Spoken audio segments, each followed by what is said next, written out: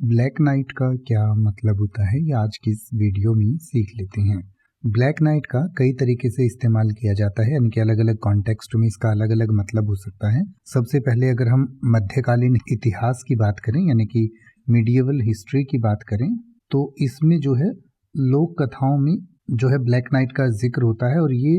एक जो है दुर्जय योद्धा के रूप में चित्रित किया जाने वाला एक जो है योद्धा था, जो काले रंग का कवच पहनता था और वो जो है अपनी जो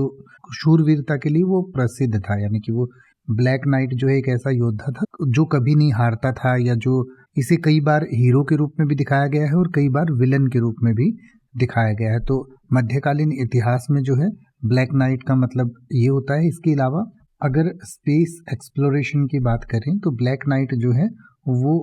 पृथ्वी की कक्षा के नज़दीक ही एक ऐसा सैटेलाइट माना जाता है जिसे ब्लैक नाइट सैटेलाइट कहते हैं, और ऐसा माना जाता है कि ये जो है एक एलियंस का या अलौकिक विमान है जो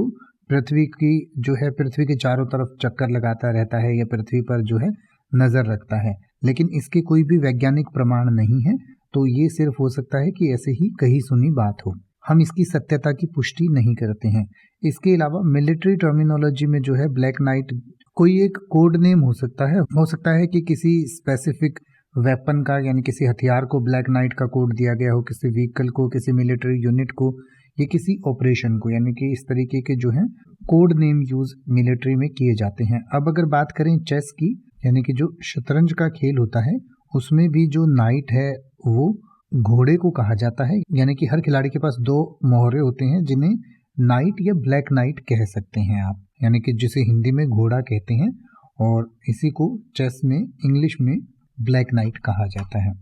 अब आप ऐसे ही किसी भी वर्ड का मतलब हिंदी और इंग्लिश में YouTube पर सर्च कर सकते हैं, आपको मेरी वीडियो मिल जाएगी जिसमें आप बिना किसी फालतू बकवास के सीधा उस वर्ड का मतलब समझ पाएंगे। तो ऐसी ही वीडियोस को देखते रहने के लिए चैनल को सब्सक्राइब करें और बेल आइकन को प्रेस करें।